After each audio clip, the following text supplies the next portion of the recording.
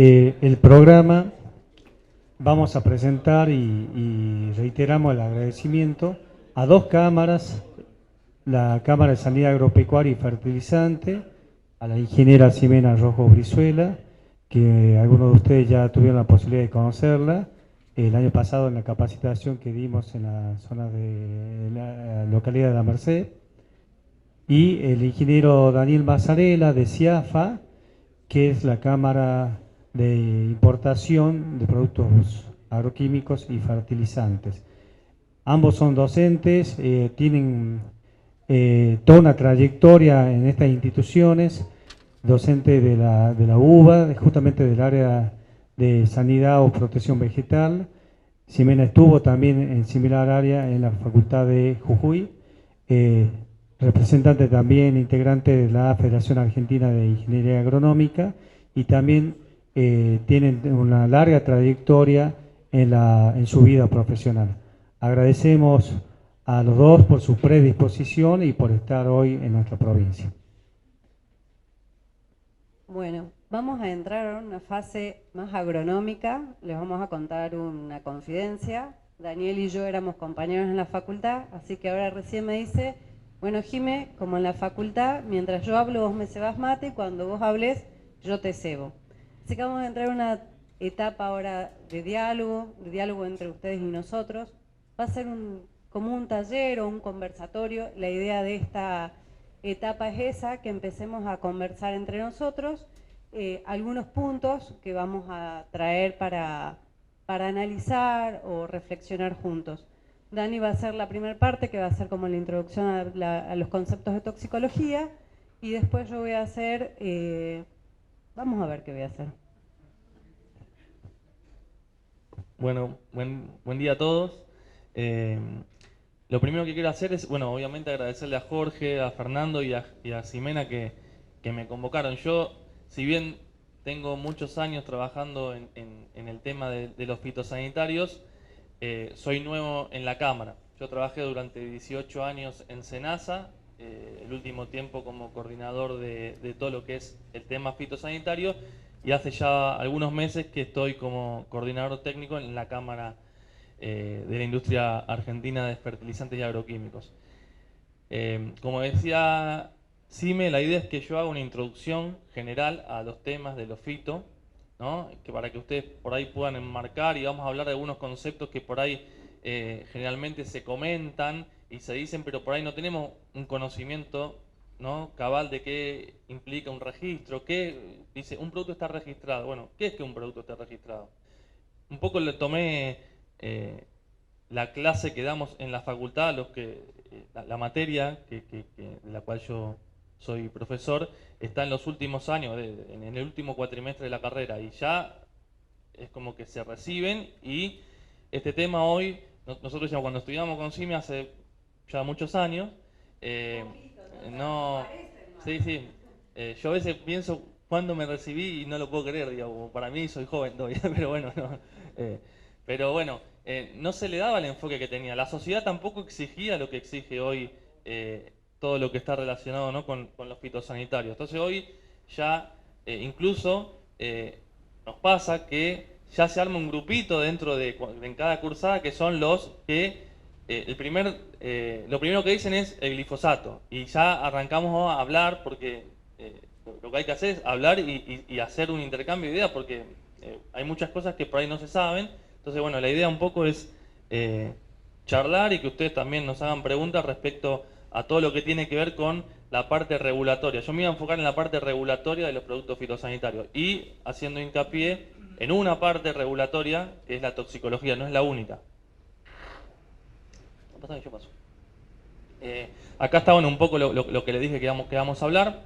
Después también vamos a hablar de los residuos, que es otro tema, ¿no?, que la gente, incluso muchos profesionales, hablamos de residuos y piensan que es un envase vacío, un envase con remanente. O sea, enfocar qué es cuando hablamos de residuos, y que está muy relacionado con la toxicología.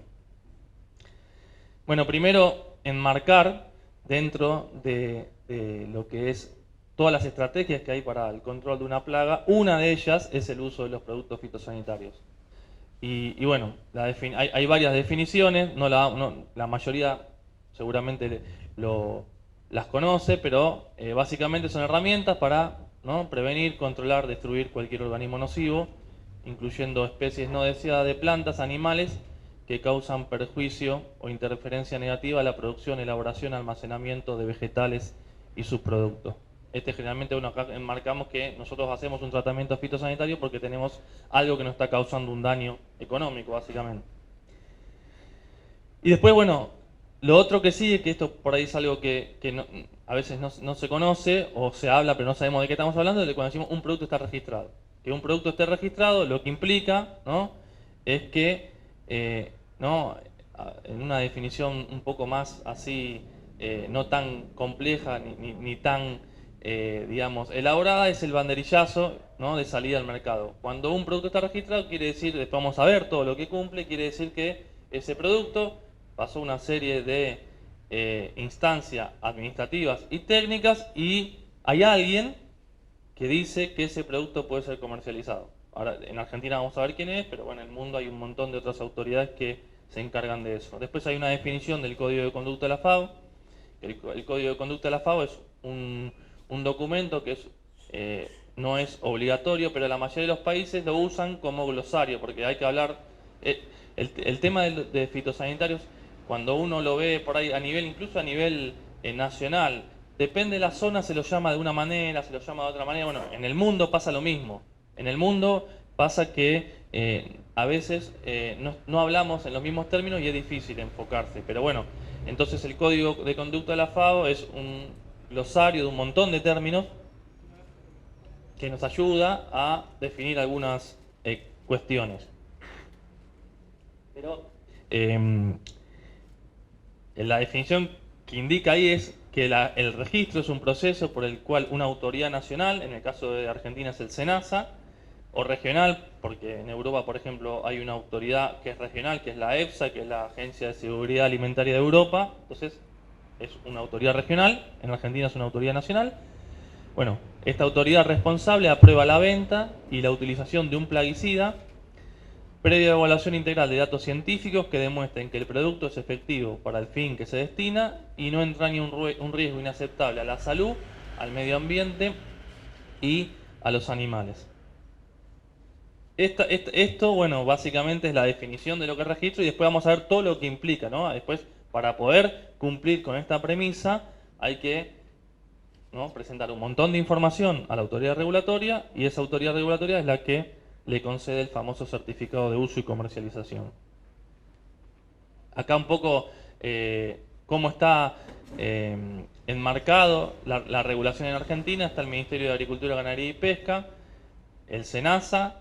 Dentro del SENASA hay una Dirección Nacional de Protección Vegetal y dentro de esta Dirección Nacional está la Dirección de Agroquímicos y Biológicos, que es la que está encargada de registrar estos productos. Un poco para tener una dimensión de lo que son el registro en Argentina, hay aproximadamente, esto tiene ya un año, un poco menos, pero debe haber más de 1000 empresas registradas. Hay 2.200 ingredientes activos registrados, o sea, acá el número de 2.200 incluye por ahí muchos repetidos, por ahí hay, no sé, 50 glifosato, 20 imidacloprid. Si no lo repetiríamos hay aproximadamente 600, pero bueno, contando el total son 2.200. Y después productos formulados, que son los productos que son los que nosotros compramos en una agronomía, un distribuidor, hay aproximadamente 5.500. Y después está toda la información online. Ya en este tema es importante destacar que ya hace varios años, por todo un tema que hay una carta ciudadana que tuvo que firmar SENASA y el acceso a la información pública, se puede ingresar a la página de SENASA y ahí bajar toda esta información. Cuáles son las empresas inscriptas, cuáles son los productos inscriptos, cuáles son las bandas toxicológicas, que después si les interesa lo podemos hacer, digamos, si tenemos internet lo podemos hacer online. Después hay un marco regulatorio, acá siempre lo ponemos y Jorge lo mostró, hay una ley del año 58, ¿no? O sea, para que vean que la historia en lo que tiene que ver con el tema regulatorio en Argentina tiene muchísimos años. Del año 58 y 59 que salió la ley y el decreto, que en Argentina es obligatorio que los productos que se expenden estén registrados, o sea, que cumplan con ciertos requisitos. Pasaron muchos años y del año 99 está la última normativa, ¿no?, que es esta famosa resolución que también Jorge la nombró, que es una resolución, que es una copia de un manual de FAO, en donde básicamente, bueno, no es la idea, ¿no?, de este curso, pero bueno, básicamente lo que dice es cuáles son los requisitos para registrar tantos productos nuevos, que son los que no hay antecedentes a nivel nacional, son los productos que vienen por primera vez, que por ahí están yendo al mismo momento a registrarse a Estados Unidos, a Europa, a Brasil, a otros mercados, digamos, muy grandes. Y después está todo lo que es el registro de los productos genéricos. Los productos genéricos son cuando estos productos que vinieron por primera vez ya no tienen más patente, no tienen protección de datos, ahí es donde viene el registro de productos genéricos. La gran diferencia, bueno, que los productos nuevos presentan una cantidad de ensayos muy grandes y los productos genéricos una cantidad de datos más acotada. Pero bueno, hay todo un sistema que justamente es este que copia la norma de la FAO, que los productos que son genéricos, cuando ya pueden venir a registrarse, tienen que demostrar que son iguales o mejores que los que vinieron por primera vez a registrarse por ahí hace 10, 15 años. Y eso se demuestra a través de todo un tema de ensayos de perfiles químicos, de impureza, bueno, otras cuestiones. Este sistema que tiene Argentina ya hace muchos años es el sistema que se implementa en varios países, por ejemplo en Estados Unidos, en Brasil, en la Unión Europea, bueno, Japón. Hay un montón de países que implementan este sistema de registro. Y además, bueno, hay otras normativas, aparte, estas sería como, si bien en Argentina no hay una ley nacional de agroquímicos, este es como el criterio general para el registro de productos. Después hay otras resoluciones que no tiene, digamos, por ahí importancia que la veamos en detalle, pero bueno, después hay otras normas que están determinando cómo deben ser las etiquetas, que después sí me le va a mostrar con más detalle. Las etiquetas tienen que ser de una determinada forma, cómo se clasifican toxicológicamente los productos, que es la famosa banda toxicológica que vemos. Hay una norma que establece cómo son los digamos, parámetros que hay que tomar. Después hay otra, bueno, de límites máximos de residuo, que también después vamos a ver qué es el límite y cómo se implementa, digamos, en lo que tiene que ver con la inocuidad.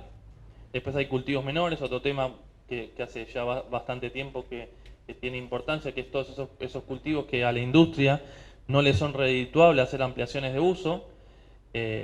Entonces, bueno, SENASA sacó hace ya unos años una normativa en donde se pueden hacer registro de productos, o sea, de productos fitosanitarios en estos cultivos con información internacional. Esto también, ahí vamos viendo cómo una cosa lleva a la otra, porque por ejemplo, por un lado siempre hablamos de las buenas prácticas agrícolas, y bueno, seguramente sí me va a hablar, pero por otro lado, desde el Estado no había una herramienta, porque un productor dice, bueno, yo, no sé, hago jojoba, no sé, hago palta, hago algún cultivo de este tipo que por ahí son cultivos muy nuevos o muy incipientes, y cuando tengo que hacer una receta fitosanitaria no puedo recetar ningún producto, porque no hay productos registrados. Entonces, bueno, se empezó a trabajar en ese tema. Ahí se trabajó también con la FADIA, con la Federación de Ingenieros Agrónomos, y es un trabajo que sí, por ahí que los profesionales nos tenemos que involucrar más, porque también mucho depende de nosotros, ¿no? Porque somos los que generamos información, o por ahí los que tenemos información, para poder aportar para que se pueda seguir adelante. Y después, bueno, todo lo que tiene que ver con las legislaciones provinciales, que eso lo pusimos en línea puntual. Esta presentación la teníamos en SENASA hace muchos años, y cuando empezamos hace como 15, 20 años a dar capacitaciones, no teníamos, el tema de la provincia no era algo, digamos, que estaba, digamos, tan presente. Y después nos dimos cuenta que el rol de la provincia era fundamental en todos estos temas. Entonces ahí empezamos a hacer hincapié.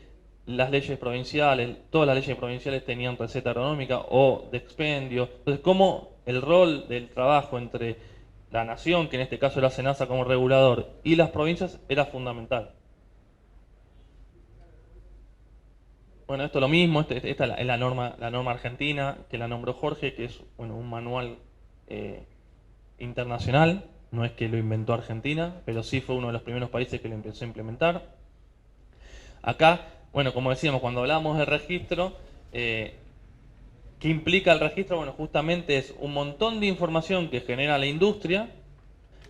Acá se hace un resumen, que es, esa información no solamente tiene que ver con la eficacia. A veces con los agrónomos pensamos, bueno, la eficacia, ver qué controles, sí, esa es una de las condiciones que tienen que presentarse, demostrar que el producto es eficaz, pero hay un montón de otra información que está relacionada con las propiedades físico-químicas, que tienen mucho que ver cómo se va a comportar el producto, por la volatilidad, por la deriva, por cómo se va a comportar en el almacenamiento.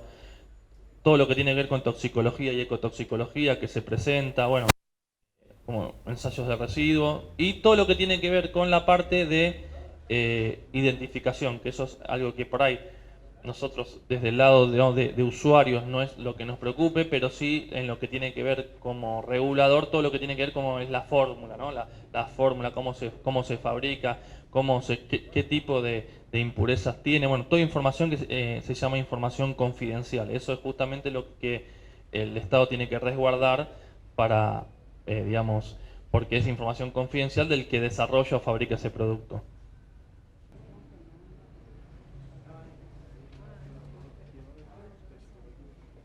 Seguimos. Esto, bueno, un poco lo que le nombraba, que había dos tipos de registro en Argentina que son muy diferentes. Todo lo que es un producto nuevo sin antecedentes, que son las moléculas nuevas, y lo que llamamos copatente, y después los genéricos, que son, digamos, los por ahí los más comunes o los que más volumen hay hoy en el mercado.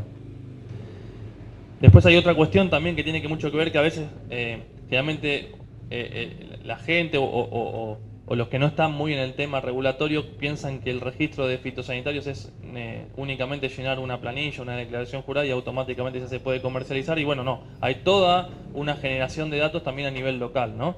Que es un poco, yo lo resumí, pero bueno, hay que hacer ensayos de toxicología y ecotoxicología con normas de calidad internacional. En laboratorios que están habilitados por SENASA, hay que hacer ensayos de residuos, hay que hacer, después vamos a ver, pero bueno, hay que hacer una aplicación del producto en aquellos cultivos que quieren autorizar el producto y luego cosechar y mandar a un laboratorio a ver cuántos residuos quedan y eso ver si toxicológicamente es o no es aceptable para la dieta nacional. Y después hay todo lo que tiene que ver con la parte de eficacia, ¿no? Hay que hacer ensayos de eficacia demostrando que el producto es realmente eficaz bajo las condiciones que se va a recomendar en la etiqueta en 3 zonas agroecológicas de la República Argentina, siempre y cuando existan, ¿no? Sí.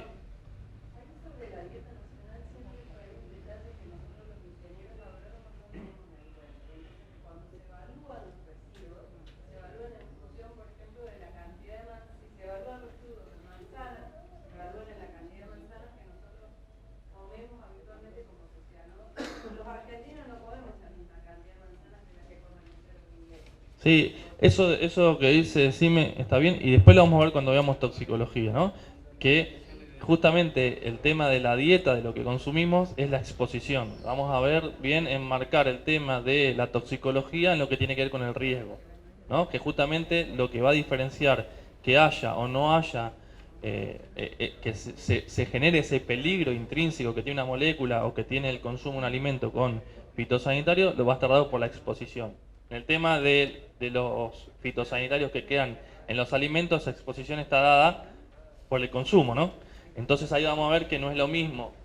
Y hay algunos buenos, después vamos a unos buenos ejemplos para que entiendan que es un tema muy complejo, porque más cuando somos un país exportador de alimentos, porque nosotros por ahí pensamos que nosotros no somos grandes consumidores de determinados alimentos. Por ejemplo, el arándano. Nosotros no consumimos arándano. Entonces, si uno lo piensa desde lo que es la toxicología, podríamos tener una alta cantidad o una mayor cantidad de residuos en arándano porque no tenemos exposición. Pero nosotros el arándano lo vendemos a Estados Unidos. Y Estados Unidos come mucho arándano, por lo tanto la exposición es alta, por lo tanto los residuos tienen que ser bajos. Cuando uno no entiende eso, o no lo ve de ese lado, de afuera dicen, ah, mirá, el límite de residuo en arándano de este producto es bajísimo, porque debe ser muy peligroso. Y en realidad, para nosotros no es peligroso porque no tenemos exposición, pero sí es peligroso para el destino. Y así pasa con un montón de situaciones que, cuando no pensamos de esa forma de la evaluación de riesgo y la exposición, es difícil, ¿no?, entender algunas cuestiones. Bueno, esto es un poco lo que les estuve comentando. Y esto lo nombramos siempre porque justamente para que sepamos que cuando usamos un fitosanitario y respetamos lo que dice la etiqueta, eso está avalado por un montón de información y un montón, digamos, de tiempo y digamos, de dinero que se invirtió. Nosotros cuando trabajamos en SENASA decíamos, un técnico de enseñanza pierde horas y horas evaluando la etiqueta para que después nadie la mire, nadie la respete, nadie digamos, lo tome en cuenta. Y eso no pasa solo en Argentina, sino pasa en muchos países. Bueno, esto es más información de lo mismo, donde dice, bueno, cómo se hacen los ensayos y los cultivos. Y después un poco, ahora ya me vino bien lo que hablamos antes porque estábamos hablando ya de lo que era el riesgo, ¿no? Que eso es algo, entender la diferencia entre riesgo y peligro y aplicarlo a lo que tiene que ver con los productos fitosanitarios es importante, ¿no? Porque hoy, como decíamos, hoy el tema de los fitosanitarios es un tema que está muy en la sociedad y nosotros como profesionales tenemos que entender, ¿no?, la diferencia que hay entre un riesgo y un peligro para poder posicionarnos, ¿no? Y ahí después eso va muy atado a todo lo que es limitar la exposición con los elementos de protección personal que después sí me le va a dar. Pero bueno, el objetivo principal que tiene el registro, y es el registro acá lo tenemos que ver con la presentación de esa información y una autoridad que dice sí o no, o sí, pero bajo estas condiciones, que después las vamos a ver. Bueno, hay que demostrar que el producto es efectivo, pero no entra ni un riesgo inaceptable, que era un poco la definición que dábamos de registro, ¿no? Ni para la salud humana, ni animal, ni el medio ambiente. Y ahí, bueno, un poco la diferencia acá rápidamente entre el peligro y el riesgo, ¿no? El peligro es algo que es inherente a la sustancia, ¿no? Y eso no lo vamos a poder cambiar. O sea, si una sustancia o determinado producto tiene una toxicología o tiene un determinado peligro, es inherente, no lo vamos a poder cambiar. Pero sí, la definición de riesgo dice que es la probabilidad o la gravedad de que esa incidencia, ¿no?, que ese, digamos, en este caso, ese fitosanitario, que es muy peligroso, genere un problema, ¿no? Hay una probabilidad. Acá podemos ver, ¿no?, cómo evaluamos el peligro. Bueno, el peligro está dado, como decíamos, por condiciones que definen cómo es un producto. Un producto tiene tal toxicología aguda, tiene tal ingesta diaria admisible, que después vamos a ver, o sea, tiene de un producto, ¿no?, tiene una tal persistencia en el suelo. Eso no lo vamos a poder cambiar, porque está dado justamente por las propiedades físico-químicas, por condiciones que tiene esa sustancia. No lo vamos a cambiar, pero sí, cuando hacemos la evaluación de riesgo, está basado tanto en las propiedades del fitosanitario como... Sí. A ver.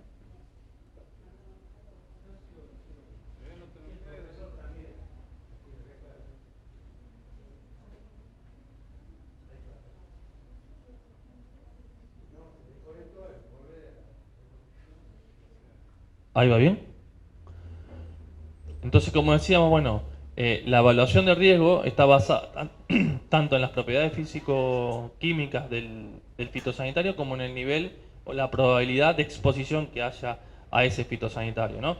Como en el ejemplo, bueno, después seguramente lo veamos, con los elementos de protección personal, es un ejemplo claro de que un producto que quizás intrínsecamente es muy peligroso, si yo con los elementos de protección personal restringo la exposición, puedo tener un riesgo aceptable y ese producto puede ser aprobado. Pero después vamos a ver algunos ejemplos en lo que tiene que ver, porque muchas veces esa exposición no la podemos limitar. Entonces, en ese caso, que es la evaluación de riesgo, no da, digamos, bien, entonces hay que o cancelar ese uso o cancelar directamente el registro de ese fitosanitario. Las ventajas, obviamente, bueno, la evaluación de peligro, porque yo puedo decir, bueno, no hago una evaluación de riesgo, el producto es muy peligroso, directamente lo prohíbo, o directamente tomo tal consideración. Es mucho más fácil, no tengo que evaluar la exposición. Evaluar la exposición no es algo simple, hay que saber, hay que tener un montón de consideraciones para evaluar la exposición, porque no es lo mismo evaluar la exposición, por ejemplo, cuando hay lo tengo que hacer, por ejemplo, para el medio ambiente, para lo que tiene que ver con las abejas y todo lo que está relacionado con los fitosanitarios y las abejas es un tema bastante complejo. Entonces, bueno, es más fácil decir, bueno, este producto es tóxico para las abejas, lo prohíbo. Bueno, es un poco, bueno, lo que siempre se discute entre los países productores de alimentos como nosotros y la Unión Europea, que por ahí tiene un concepto más de limitar el uso de los fitosanitarios a través del peligro. Y, como decíamos, la evaluación de riesgo, bueno, es más preciso hay una mayor estimación, ¿no?, de las condiciones, se tienen en cuenta las condiciones locales, pero bueno, se requieren más datos, se requiere capacitación, se requiere más recursos humanos y bueno, ese siempre es una limitante. Como veíamos, bueno, el concepto de la evaluación de riesgo tenemos por un lado la toxicidad, que es intrínseca al producto, y por otro lado tenemos la exposición. Bueno, en base a eso decidimos si un producto puede o no ser utilizado. Pasa mucho, por ejemplo, hay ejemplos reales de, por ejemplo, en Centroamérica quieren prohibir el paraquat, o muchos países lo han prohibido. ¿Por qué? Porque la toxicidad del paraquat es una toxicidad, digamos, de media alta, pero en Centroamérica se usa mucho con mochila y en condiciones de alta temperatura. Bueno, las condiciones de uso no las pueden limitar, o sea, ese es el uso, es con mochila, en invernáculo, bueno, en condiciones donde la exposición es muy alta. Entonces, en ese caso, la evaluación de riesgo da inaceptable. Pero el mismo uso puede pasar en otro país, por ejemplo, donde el paraquat no se use con mochila porque se usan otro tipo de fitosanitarios para el mismo objetivo, que puede ser glifosato o puede ser otro, y se usa bajo otras condiciones en donde no se da esa exposición. Y en esa situación quizás la evaluación de riesgo da aceptable. Entonces, bueno, por eso la evaluación de riesgo es muy, digamos, relacionada con las condiciones locales del lugar donde yo la voy a estar haciendo. Y bueno, algunas cuestiones que ya hablábamos, que en el tema de lo que es riesgo, lo más importante es limitar o tratar de entender el tema de la exposición, ¿no? O sea, acá vemos dos ejemplos en donde la exposición no es la misma. Entonces, bueno, ¿cuáles son los factores determinantes en la exposición que tenemos que tener en cuenta, ¿no? Podemos hacer algún tipo de comparación y ahora justamente lo que implica el registro, ahí entramos en temas que por ahí son más controversiales. Algunos países el registro, o sea, esa aceptación y uso de un producto, tienen más condiciones que tienen que ver con el peligro y otros tienen condiciones que tienen que ver más con la evaluación de riesgo, ¿no? Entonces, otro concepto que sale, bueno, ¿hasta qué nivel es un riesgo aceptable o no? Bueno, ahí entramos con otro problema. Los países tienen su potestad de decir, bueno, hasta acá es un riesgo aceptable para mi realidad y hasta acá no. Bueno, son condiciones que tienen que ver con la realidad. No hay un estándar mundial de riesgo. Para algunas cuestiones sí, pero lo real es que cuando empezamos a ver cómo son los criterios de corte, muchas veces terminan siendo cuestiones incluso hasta políticas. Eso, por ejemplo, nos pasa mucho con el tema de los límites máximos de residuos, que es algunos países, por ejemplo, limitan el uso a través de decir, bueno, se cancela esta molécula porque no hubo reevaluación o tal empresa no la defendió, bueno, o condiciones, y se establece un límite que es el límite más bajo, que es el límite de detección del método. Entonces, indirectamente, vos ese fitosanitario no lo puedes usar más, porque si la mercadería llega a un país y le detectan la presencia de ese fitosanitario, la mercadería vuelve rechazada. Pero cuando vos lo ves desde el lado del riesgo, dice, pero 0,01 miligramo en un alimento, ¿es riesgoso o no es riesgoso? No, no es riesgoso. Pero entonces no es un criterio de riesgo, sino es un criterio de peligro. Bueno, ahí esto es un tema, digamos, político, es una de las principales barreras para arancelaria. Y después, bueno, como decíamos, la gestión del riesgo o establecer cuál es el riesgo es algo muy local, ¿no? O sea, hay que ver las condiciones de ese país. Hay veces que se hace la evaluación de riesgo, da que tiene un riesgo que hay que mitigar, y entonces ahí viene, bueno, puede haber medidas de mitigación. Bueno, lo que siempre se dice es que esas medidas de mitigación tienen que ser reales, que se puedan cumplir, ¿no? Acá, por ejemplo, este ejemplo es, bueno, supongamos que un producto es extremadamente peligroso y, bueno, hay que usar el elemento de protección personal o los elementos de la derecha. Y la realidad es que es incumplible. O sea, en ese caso la evaluación de riesgo da que es imposible de cumplir ese requisito. Lo mismo que pasa, por ejemplo, supongamos que es un producto que entre la última aplicación y la cosecha tengo que dejar, no sé, 70 días. Bueno, si yo estoy en un cultivo de banana, difícilmente puedo esperar entre la última aplicación y la cosecha 70 días, porque, bueno, tendría un problema respecto, ¿no?, a la maduración de la fruta. Entonces, bueno, se van dando condiciones que por ahí la evaluación de riesgo te dice que vos tenés que hacer tal mitigación de usar un elemento de protección personal, esperar tantos días hasta la cosecha para que baje la cantidad de residuos. Incluso otro caso real es el tema de productos que por ahí tienen una toxicidad elevada para todos los que son polinizadores. Entonces, por ejemplo, supongamos que dice, bueno, que yo tengo que controlar una plaga en un cultivo que aparece en la floración, pero a su vez la evaluación de riesgo me dice que yo tengo que no tiene que haber abejas pecoreando. Entonces son condiciones que no se pueden cumplir, porque yo tengo que hacer la aplicación en ese momento. Entonces eso es cuando hablamos, ¿no?, de que una evaluación de riesgo te tiene que dar como resultado medidas de mitigación que sean, digamos, posibles de cumplir. Eso a veces pasa con algunos neonicotinoides, algunos insecticidas que por ahí la evaluación de riesgo genera situaciones que van a ser difíciles de cumplir. Entonces, bueno, este tema de las medidas de mitigación realistas es una responsabilidad que está compartida entre la autoridad de registro, que es el que las genera o el que las, digamos, impone, el registrante, que es la empresa a la que genera los datos, que los datos sean datos reales y que sean datos los más completos posibles, y después el usuario que respete cuáles son estas medidas de mitigación. Entonces ahí, bueno, ahí entra el rol del ingeniero agrónomo profesional capacitado que entiende cuáles son, ¿no?, las consecuencias de no respetar por ahí una medida de mitigación. Después vamos a ver las etiquetas, pero dice, bueno, estas medidas de mitigación, ¿dónde están? Están en las etiquetas. Si uno agarra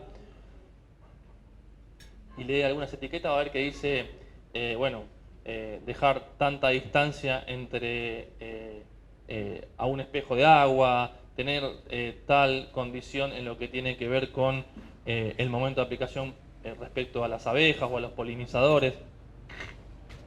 Estas condiciones están justamente en la etiqueta. Y bueno, ni hablar de lo que tiene que ver con los elementos de protección personal, ¿no? Que por ahí a veces se piensa que hay que usar el mismo elemento o los mismos elementos para cualquier tipo de fitosanitario, y vamos a ver que no, que durante el problema vamos a ver que por eso hay que leerlos, porque hay productos que tienen diferente presión de vapor, hay productos que tienen son formulaciones que por ahí son sólidas, entonces hay que tener otro tipo de consideraciones, y eso justamente son medidas de mitigación. O sea, para evitar la exposición y cumplir con todo lo que se presentó la empresa para que sea un riesgo aceptable, hay que respetar la etiqueta. Y después ya la segunda parte, como decía, voy a hablar algo ya lo que tiene que ver estrictamente con la toxicología. Bueno, esto generalmente lo planteamos porque tratar de desmitificar o hablar de lo que es el tema, ¿no?, de algo que puede ser un veneno o puede ser un remedio al mismo tiempo, ¿no? Y eso tiene mucho que ver con lo que aplica en el caso de toxicología, que es la famosa curva de dosis-respuesta, ¿no? Que, bueno, acá por ejemplo hay esta planta que es Physostigma venenosum, que es, por un lado, tiene una acción farmacológica que es la inhibición de la enzima colinesterasa, como muchos insecticidas fosforados, actuando como un anticolinesterásico, y esta planta también es utilizada como un remedio homeopático a bajas dosis. Entonces tiene o sea, por un lado puede actuar como un insecticida o la misma forma que actúa un insecticida organofosforado, inhibiendo la colinesterasa, pero también a bajas dosis es utilizado como un remedio homeopático. Entonces, bueno, justamente acá lo que ya seguramente muchos habrán visto, que lo que determina que algo sea sea o no sea un veneno es justamente la dosis, ¿no? Y esta es la famosa curva dosis-respuesta, en donde explicamos un poco este tema, ¿no?, de que a medida que aumenta la dosis algo puede transformarse en un veneno. Después vamos a hablar justamente de este parámetro, que es por ahí el que más, desde el ejercicio profesional, más tenemos relación a través de la banda toxicológica y la clasificación toxicológica. Bueno, esto es lo mismo.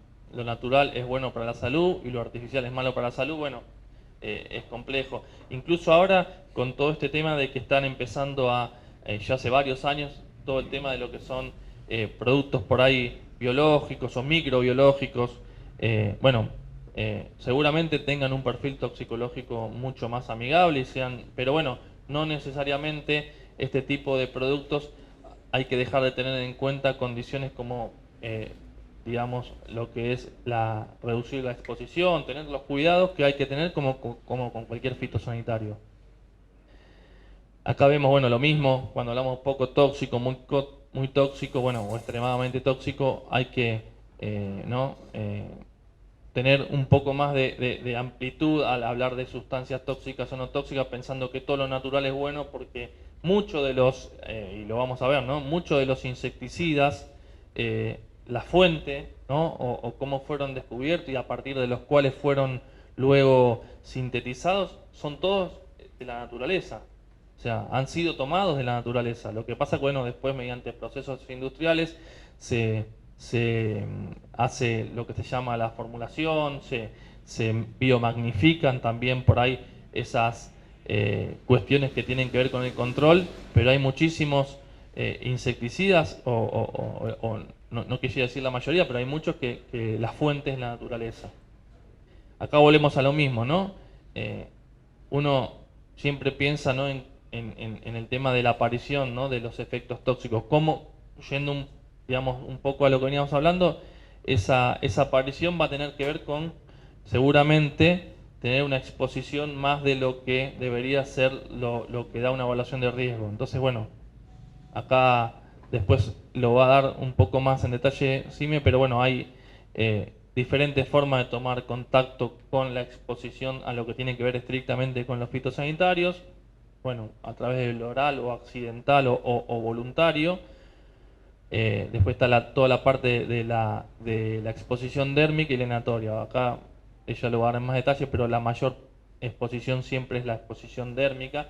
Y acá después también, justamente en lo que es exposición y lo que es la parte toxicológica, acá sí, como profesionales por ahí podemos optar entre diferentes tipos de formulaciones, ¿no? Generalmente las formulaciones que son concentrados emulsionables o formulaciones que tienen por ahí como componente de la formulación algunos emulsionantes, si bien buscamos que penetren mejor la cutícula de la hoja o tenga más afinidad por la parte liposoluble, en lo que tiene que ver con la toxicología, que es lo que estamos hablando, seguramente sean productos más tóxicos porque también van a penetrar más fácilmente nuestra piel y bueno, entonces, bueno, ahí también tenemos formas nosotros como profesionales, en caso de tener que seleccionar productos, elegir productos que por ahí sean formulados por ahí a base de acompañantes como pueden ser no liposolubles, por ejemplo agua u otros solventes.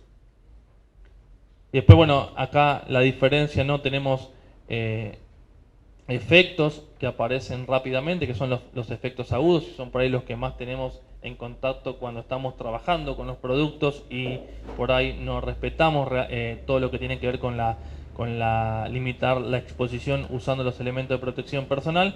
Y después tenemos los otros, que son los más difíciles de cuantificar o son los más difíciles de medir, que son los crónicos, y ahora vamos a verlo con todo lo que tiene que ver con la parte de residuos y exposición a través de los alimentos. Estos efectos crónicos son los que se producen, digamos, a largo plazo, no más de un año. Como decíamos acá, enfocándonos en lo que es la toxicología aguda, hay un concepto que es la DL50 o la CL50, que es la dosis letal 50, que es después la que va a ser el parámetro que se va a tomar en cuenta para establecer la banda toxicológica y el color de la banda toxicológica. ¿Qué es la DL50? Bueno, es los efectos que se producen en un plazo corto, hasta 14 días, después de administrar una sola dosis, generalmente en el lapso de 24 horas. ¿Qué se hace? Esto se hace en laboratorio, se hace en Argentina, hay cuatro laboratorios que se dedican a hacer esto, que tienen certificación de normas internacionales, incluso si vos lo haces en Argentina, después te sirve para otros países del mundo.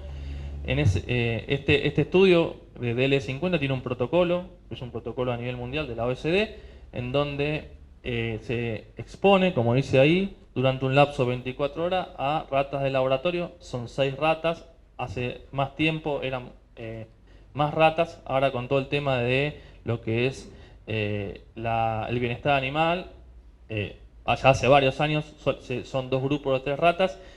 Se los expone durante 24 horas a diferentes dosis crecientes del producto que yo quiero registrar, y el parámetro que se toma es cuando muere el 50% de los animales en estudio. Por eso es DL50, porque cuando muere el 50% de los animales, ahí dice, bueno, no sé, cuando la administré 2000 miligramos, murió el 50%. Entonces la DL50 de ese producto es 2000 miligramos.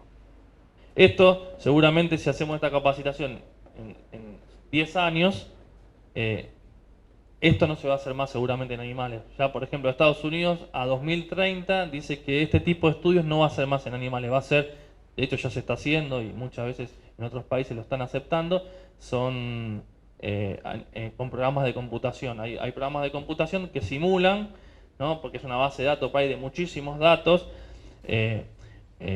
simulan este estudio y te da un parámetro. Hoy hacer esto sinceramente ya casi que ni tiene sentido, porque las DL50 de los productos se conocen, digamos, son hiper conocidas, pero bueno, hay un tema legal, hay un tema, bueno, como decíamos, hay una presión social respecto a los productos. Entonces que si alguien dice, bueno, no hacemos más y tomamos un dato de un estudio, de un, digamos, programa de computación, bueno, hay que estar bien plantado y tener buenos argumentos. Seguramente cuando los países, digamos, estos que son referentes lo hacen, ya empieza a haber una aceptación, digamos, más global, y seguramente esto ya no sea estrictamente sobre animales, ¿no? Bueno, esto es un poco lo que les estuve explicando. Acá hay algunas DL50, como decíamos, son el valor, ¿no? Esos 7000 o 0,02 son la cantidad que se necesita para matar el 50%. Obviamente, cuanto menos cantidad necesite, más tóxico es el producto, ¿no? ¿Por qué? Porque con menos cantidad de ese producto mueren el 50%. Y ahí hay algunos ejemplos para tener en cuenta. No solamente fitosanitarios, sino algunos productos, digamos, industriales.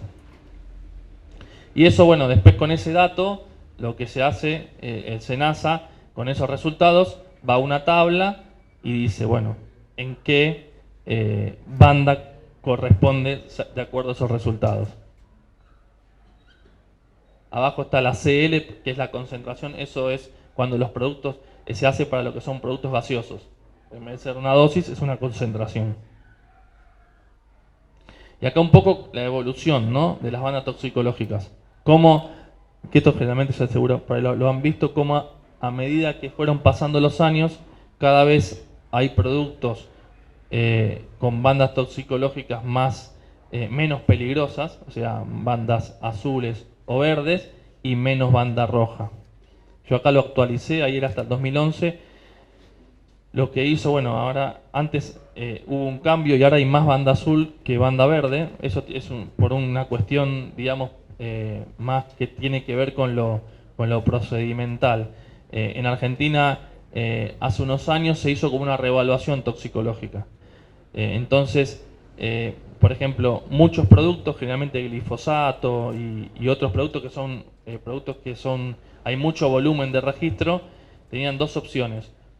Como los criterios de corte, vieron que estos criterios, acá, antes la norma llegaba hasta 4000. Entonces, cuando hubo el cambio y el criterio de corte fue 5000, muchas empresas ahí tenían la opción, o hago de vuelta los estudios y para que me quede color verde tengo que administrar mayor a 5000, o me quedo con los que tengo y pasan de verde a azul. Muchas empresas decidieron no hacerlo y que quede azul. ¿Por qué? Porque siempre hay una confusión. El tema de la banda toxicológica es netamente una cuestión de peligro y de, digamos, alertar sobre el peligro de lo que hay adentro del envase. No es más que eso.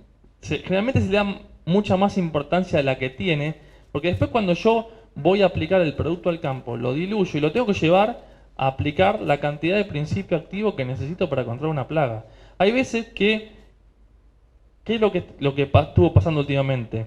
Como muchas provincias, muchos municipios empezaron a restringir las aplicaciones por distancias, entonces nadie quiere tener producto amarillo. Entonces, ¿qué es lo que hacen? Suponete, yo tengo un producto, doy un ejemplo irreal, ¿no? Tengo un producto que es al 80%, o sea, tengo 80% de ingrediente activo y es amarillo. Agarro el mismo producto, lo diluyo al 40%, me pasa azul y duplico la dosis. ¿Por qué? Porque la banda toxicológica es algo que se hace en laboratorio y se le aplica a las ratas y se le pone una banda que está relacionada con todo el cuidado que hay que tener en la manipulación de ese producto cuando lo voy a preparar, pero después, agronómicamente, yo tengo que llegar a la cantidad de principio activo que controla esa plaga. Entonces, a veces hay una confusión y piensa, bueno, no, si este es azul debe ser menos peligroso. Sí, por ahí en lo que hay adentro, pero después cuando yo lo llevo a la concentración que necesito para controlar la plaga, es lo mismo, porque voy a tener que duplicar la dosis. Es un ejemplo irreal, pero muchas veces pasa. O la confusión que hay, bueno, lo que sí puede darse la situación es que por ahí, a la misma concentración, uno sea una banda y otro sea otra. Bueno, eso puede darse también. ¿Por qué? Porque por ahí uno está hecho a base de un solvente aromático, por lo cual la toxicidad es mayor, porque como decíamos, si el solvente es aromático, yo hago el estudio sobre una rata y el producto penetra más rápidamente en la rata se muere más rápido o se muere y es más tóxico. Y tengo el mismo producto, la misma concentración, pero que el solvente que acompaña es agua, entonces el producto es menos, digamos, va a ser menos tóxico. Entonces puede darse que haya, porque a veces como el que no entiende mira y dice, mira, estos tienen la misma concentración y son dos bandas toxicológicas distintas, está mal hecho. No, puede darse. O lo mismo cuando hablamos de los líneas jardín. Sí, los líneas jardín muchos son banda toxicológica verde y el mismo principio activo en línea agrícola es amarillo por ahí. ¿Por qué? Porque el línea jardín se formula a una muy baja concentración. O sea, por ahí tiene 0,001 de cipermetrina. Entonces, como yo lo hago sobre una rata, a la rata le voy a tener que aplicar más cantidad para que, digamos, muera y llegar a la DL50. Entonces, bueno, el tema de la banda toxicológica es muy importante, pero hay que entenderlo, porque si no uno piensa que ya con la banda toxicológica se acabaron los temas toxicológicos y quedó ahí. No, ese es el principio. Lo que importa es todo lo que viene después, en cómo lo aplico, qué exposición va a haber de la gente a largo plazo, ¿no? ¿Se entendió hasta ahí? ¿O si hay alguna duda? ¿O por ahí? ¿O nadie está entendiendo nada y me lo dice y arrancamos de vuelta? Bueno, y después, como decíamos, la toxicología no está dada únicamente por el principio activo, por el producto, sino también está dada, ¿no?, por los acompañantes. No solamente porque, bueno, por ejemplo, nosotros decimos, bueno, un ejemplo, no sé, glifosato al 48%. Bueno, hay un 52% de acompañantes. Bueno, en esos acompañantes puede haber sustancias que aporten a la toxicidad de un producto. Entonces, por eso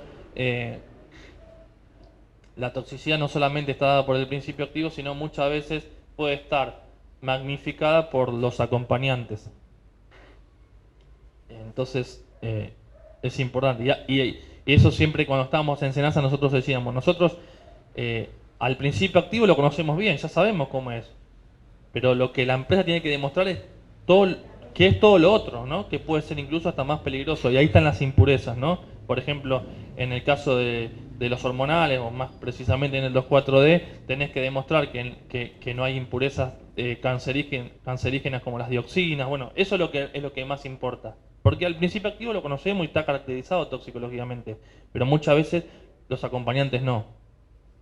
Bueno, y esto seguramente también después sí me lo dé, que también la toxicidad está afectada por un montón de otras cuestiones que no solamente tienen que ver con el producto en sí, sino, bueno, con la edad de la persona, con el sexo, con el estado de salud, con el estado nutricional, ¿no? Que van a hacer que sean o no más susceptibles. ¿Y esto qué tiene que ver? Porque por ahí dos personas expuestas, a una lo afecta y a la otra no lo afecta. Bueno, justamente porque hay un montón de condiciones que dependen del individuo que van a hacer que sean o no, digamos, modificadoras de la toxicidad.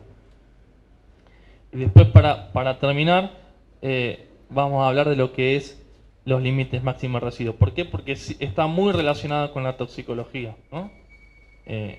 No sé si conocen, pero bueno, vamos a darle un contexto. Hoy el productor, ¿no?, está en un dilema, que es que necesita productos fitosanitarios para producir alimentos de calidad, en cantidad y de una manera económicamente viable, económicamente efectiva. Pero por otro lado, tenemos el consumidor, que ya hace varios años, el consumidor lo que quiere es alimento de calidad, libre de plagas y enfermedades, seguros, nutritivos, pero no quiere residuos. Hoy la realidad es que no quiere residuos. Entonces, uno lo que trata de explicar, y vamos a tratar de demostrarles, que hay una cantidad de residuos que puede quedar en estos alimentos que es segura. Y eso es lo que es, digamos así, en términos generales, el límite máximo de residuos. Es una cantidad que puede quedar en un alimento de ese fitosanitario que yo utilicé, que es seguro para consumirlo. Entonces, bueno, ¿qué son los residuos? Son trazas de compuestos parentales y metabolitos. A veces no solamente es el residuo, no solamente a veces está compuesto por el principio activo, sino a veces por los productos de degradación. Imagínense que cuando un fitosanitario ingresa a una planta o a una planta que después termina en el órgano cosechable, que es lo que nosotros consumimos, sufre un montón de cambios, ¿no? ¿Por qué? Porque la planta trata de sacar, como decimos, se lo trata de sacar de encima y lo trata de toxificar. Bueno, hay veces que en ese, digamos, procedimiento bioquímico se generan otras sustancias que son o parecidas o no al principio activo, que pueden ser tóxicas. Entonces, a veces, por eso decimos que no solamente los residuos están compuestos por el producto que yo aplico, sino también por los metabolitos que se generan después de la aplicación. Están altamente regulados, ¿por qué? Porque hay muchas regulaciones a nivel mundial. Acá está resumido, pero decía, bueno, otra cuestión es por qué se tiene que hacer en varios lugares del país. Justamente porque la aparición del residuo es lo que nosotros llamamos la curva de degradación. Uno hace una aplicación y luego espera tantos días y va tomando muestras del órgano cosechable. Esa degradación del producto fitosanitario en el cultivo cambia mucho de acuerdo a la zona, ¿no? ¿Por qué? Porque no es la misma la temperatura de Catamarca que la temperatura, por ejemplo, de Balcarce, los suelos, las precipitaciones. Entonces la idea es que se hace en 3 lugares diferentes del país y luego lo que se hace es se toma la condición más extrema, ¿no? Después, como decíamos, además hay solamente a nivel mundial hay solo 14 países que establecen sus propios límites máximos en base a ensayos locales. Lo más común es que adopten criterios internacionales, no toman un límite internacional. Y eso, como decíamos, quizás uno realmente, como el límite es la consecuencia de haber utilizado el producto de acuerdo a cómo fue aprobado a nivel local, muchas veces yo tomar un límite internacional no me asegura que yo lo pueda cumplir. Porque a veces la gente dice, no, yo uso el límite de la Unión Europea, porque yo tengo un estándar de seguridad alto, pero en realidad no sabe ni siquiera si lo puede cumplir, porque la Unión Europea estableció ese límite de acuerdo a sus condiciones de uso, a su dosis, a su... Entonces ahí, y a veces incluso la gente que no tiene, no, porque claro, Indonesia toma el límite de la Unión Europea porque son muy seguros. Y yo te puedo asegurar que Indonesia no sabe si cumple o no cumple, porque si vos después no vas y haces un control en los mercados y te fijas realmente cuánto es a lo que está expuesto la población, es como, no tiene ningún sentido.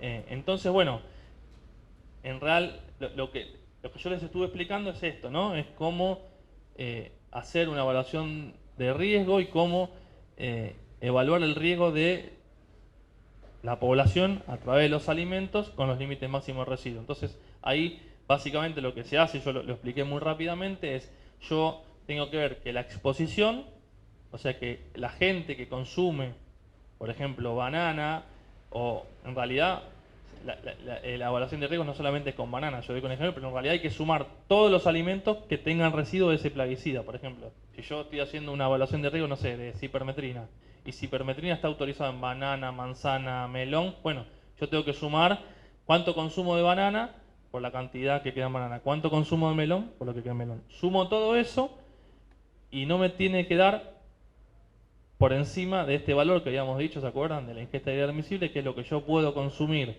de un fitosanitario todos los días de mi vida, durante toda mi vida, y no hay un riesgo a la salud. Eso es, en resumidas palabras, lo que se hace para evaluar el riesgo y establecer un límite. Y después, bueno, además, esto ya para terminar, es la parte, ¿no?, de lo que yo tengo datos viejos, pero no cambia mucho, es después hay que hacer monitoreos, ¿no? En este caso yo estoy mostrando el monitoreo que hace SENASA de lo que es consumo interno. Entonces acá, por ejemplo, esto siempre lo mostramos también en la facultad, porque uno puede agarrar esta noticia y verla de dos maneras. Una es esta, que yo le voy a mostrar, es decir, bueno, acá vemos que de todo el muestreo, el 95% casi de las muestras que se tomaron de los mercados cumplen los límites máximos de residuos. O sea, el 95% de las muestras tomadas en los mercados están por debajo de los límites máximos de residuos. Y hay un 5% de muestras que dan exceso de límite. Y en realidad, acá lo que dice, bueno, hay un alto cumplimiento de las buenas prácticas. Porque otra cosa que a veces se puede utilizar es indirectamente el tema de no exceder los límites máximos de residuos se puede ver como un cumplimiento de una gran parte de las buenas prácticas. ¿Por qué? Porque seguramente usé el producto como corresponde. Si yo no lo uso como corresponde, duplico dosis, bueno, momento de aplicación, seguramente esté excedido en el límite. Entonces, bueno, alto. Ahora, esta misma noticia, yo no lo quise poner porque, bueno, se puede tomar de otra manera. ¿Por qué? Porque este 95% no dice que no tiene fitosanitario, sino dice que tiene, pero dentro del límite. Esta misma noticia salió en un diario y lo que decía era el 80% de los alimentos que consumimos tiene agrotóxicos. Sí, y claro que tiene. El tema es que nunca dijo que tenía menos del límite toxicológicamente aceptable, ¿no? Entonces, ahí es como que, por eso, porque para entender y para poder, digamos, poder discutir sobre este tema, después podemos discutir porque como digo, si hay gente que no quiere que tenga ningún fitosanitario, es entendible y podemos, digamos, discutir ese tema, pero bueno, esto es un buen ejemplo de cómo la comunicación y cómo nosotros como profesionales tenemos que poder discernir entre esas dos cuestiones que parecen simples, pero muchas veces no lo tenemos en cuenta. Así que, bueno, esto es un resumen, que es la tendencia, obviamente, que esta es la última filmina, hay mayor presión social por todos estos temas, ¿no? El tema de residuos por ahí es el más visible porque también es el más fácil de entender por alguien que no es profesional. Yo no quiero plaguicidas, te dicen, no quiero agrotóxicos en los alimentos. Entonces es un tema que está bastante presente y también todo el tema medioambiental. Pero también la realidad es que cada vez hay productos menos tóxicos, o sea, menos peligrosos, lo vimos, ¿no? Que por ahí con el tiempo los productos tienen otro tipo de bandas toxicológicas y pusimos en contexto qué era la banda toxicológica. Bueno, cada vez más específicos, hay exclusiones por peligrosidad, lo que están, ¿no? Muchas provincias o muchos municipios están excluyendo a los productos por peligrosidad y eso trae sus consecuencias. Hay cada vez menos productos fitosanitarios disponibles, más que nada para lo que son productos de exportación. Cada vez los países que son compradores, o muchos de los países compradores que no producen alimentos y tienen algunos criterios de restricción de uso, bueno, cada vez podemos usar menos productos. Los límites máximos cada vez, o hay una tendencia que cada vez sean más bajos, justamente por este tema, ¿no? Nosotros producimos alimentos para básicamente o siempre pensando en poder exportar. Y bueno, una de las condiciones es que la realidad es que hay que tener los límites lo más bajos posible. Todo el tema de resistencia, cada vez es más frecuencia la aparición, aumento de costos y el tema de los problemas al comercio enfocados por estos temas. Y después hay unos desafíos futuros, que es un poco lo que se viene en el tema toxicológico. El tema, por ejemplo, acá, disruptores endocrinos, es un tema nuevo, que bueno, nuevo, ya tiene varios años, pero que está teniendo cada vez más relevancia en lo que tiene que ver con los fitosanitarios, porque bueno, si bien cuando uno explica toxicología lo explica, ¿no?, desde el punto de vista de la dosis-respuesta, hoy ya muchos organismos internacionales y muchas, agencias regulatorias están empezando a hablar del tema de disruptores endocrinos, que por ahí no tienen tanto que ver con, ¿no?, que a medida que aumenta la dosis aparecen efectos negativos, sino que tienen que ver con todo el sistema endocrino. Entonces por ahí un determinado producto, una muy baja dosis en un determinado momento a un individuo le causa un daño grave, porque está relacionado justamente con la parte endocrina, que puede ser, diferente a lo otro, que lo vemos, como algo lineal. Entonces, bueno, eso es un tema nuevo y eso necesita, bueno, los organismos regulatorios estar más, enfocados en ese tema, sustancias peligrosas, plagas nuevas y todo lo que tiene que ver con resistencia. Así que hasta acá llega mi presentación, así que bueno, les agradezco que me hayan escuchado, y si tienen alguna pregunta, bienvenida.